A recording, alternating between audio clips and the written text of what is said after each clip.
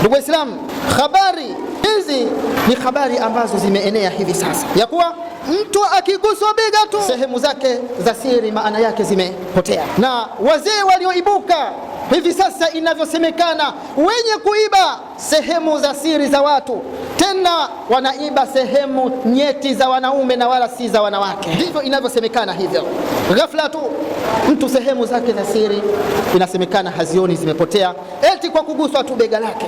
Na hii ndio habari ya sasa, ndugu zangu. Baadhi yao wanasema zinakuwa ni ndogo au hazifanyi kazi kabisa. Je, habari hizi zikoje ndugu zangu? Je, huu ni ukweli au ni hofu na kutiana hofu? Naomba utege sikio vizuri ndugu yangu, ili upate kujua kile ambacho kinachoendelea hivi sasa. Watafkir wahadharahu min alwahmi watadhlil wa ashhadu an la ilaha illa Allah wahdahu la sharika lah wa ashhadu anna sayyidana Muhammadan abduhu wa rasuluhu arsala Allahu bil huda wa dinil haqq liyudhhirahu ala ad-din kullihi walau kariha al-kafirun. يا أيها الذين آمنوا اتقوا الله حق تقاته ولا تموتن إلا وأنتم مسلمون. يا أيها الناس اتقوا ربكم الذي خلقكم من نفس واحدة وخلق منها زوجها وبث منهما رجالا كثيرا ونساء واتقوا الله الذي تساءلون به والأرحام إن الله كان عليكم رقيبا. يا أيها الذين آمنوا اتقوا الله وقولوا قولا سديدا يصلح لكم أعمالكم ويغفر لكم ذنوبكم ومن يطع الله ورسوله فقد فاز فوزا عظيما. أما بعد إخواني في الله أوصيكم وإياي بتقوى الله جل جلاله.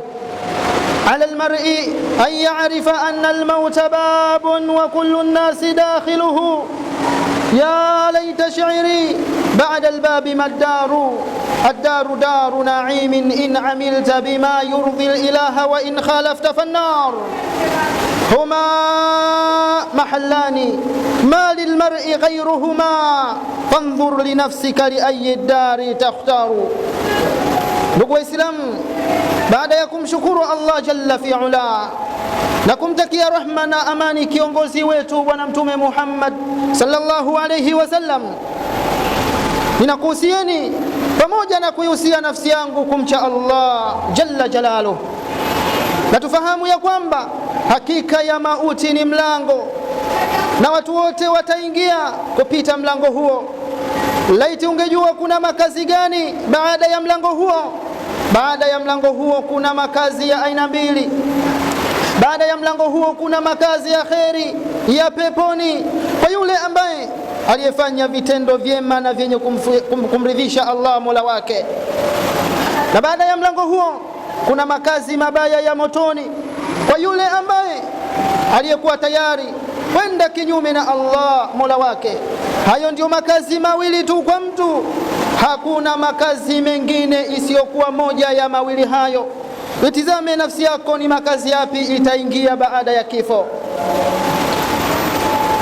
الموضوع خطبتنا اليوم عنوانها يقول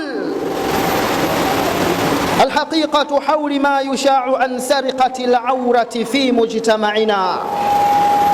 موضوع ya hutuba yetu ya leo ndugu zangu ni maudhui ambayo ni nyeti kidogo.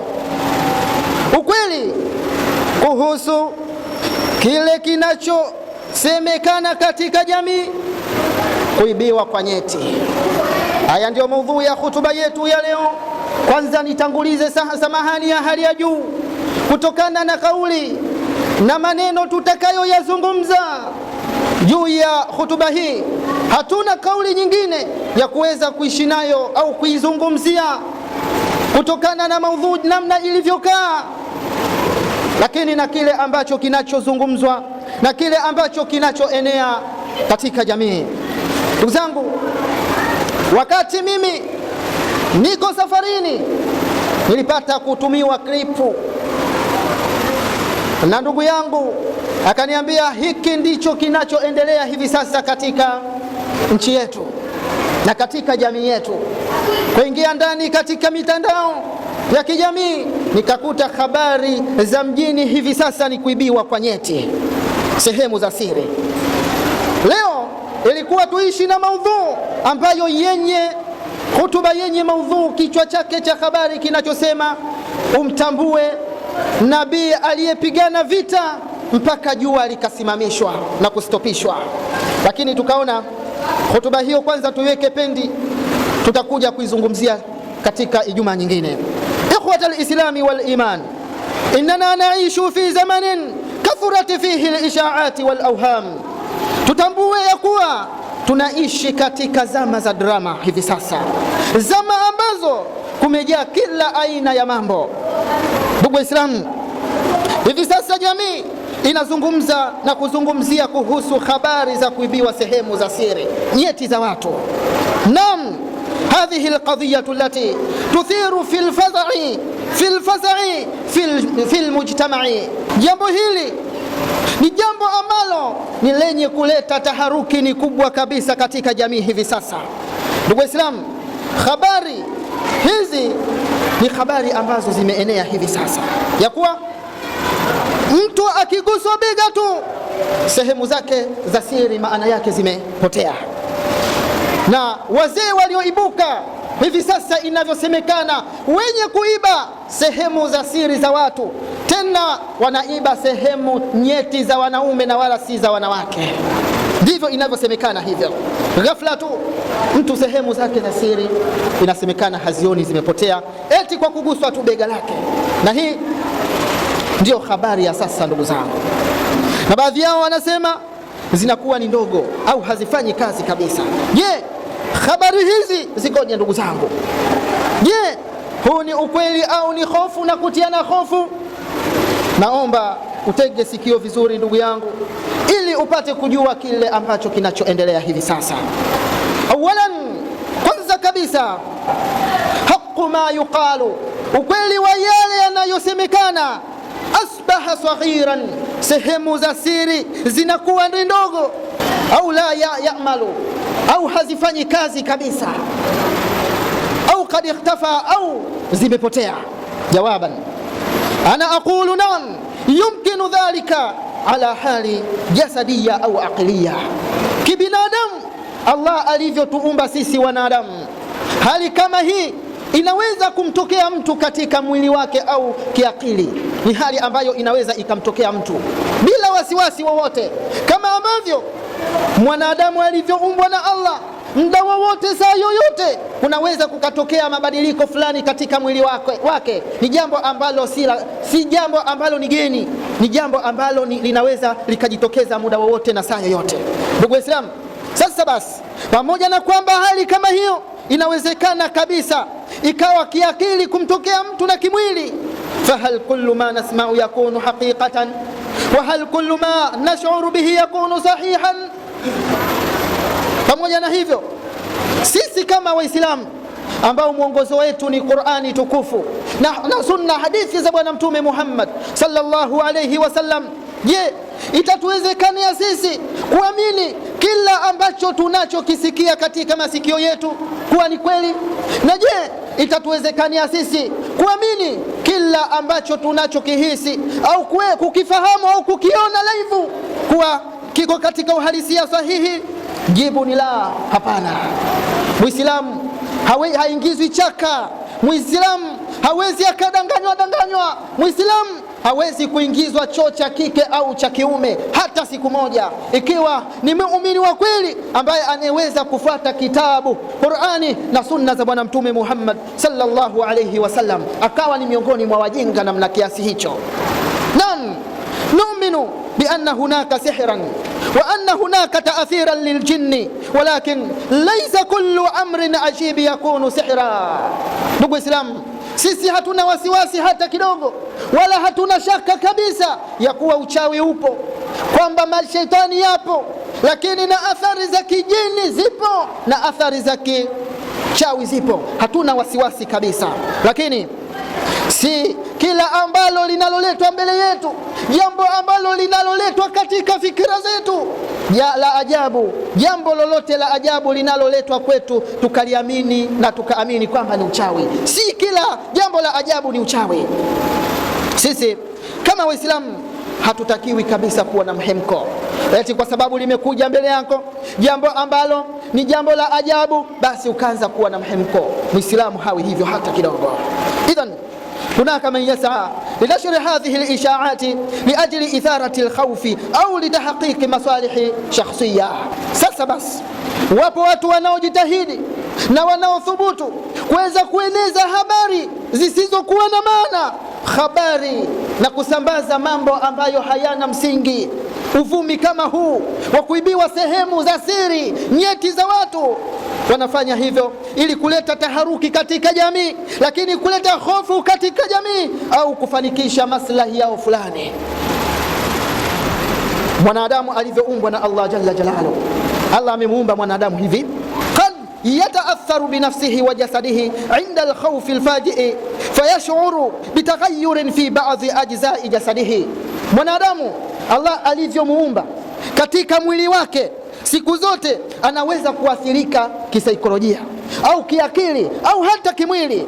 Maana yake anapoweza kupata hofu ambayo iliyokuja kwa ghafla, hofu ya ghafla inapomwendea na kumfikia mtu, anaweza akabadilika kwa namna moja au nyingine. Hivyo utamkuta anahisi mabadiliko fulani katika baadhi ya sehemu za mwili wake.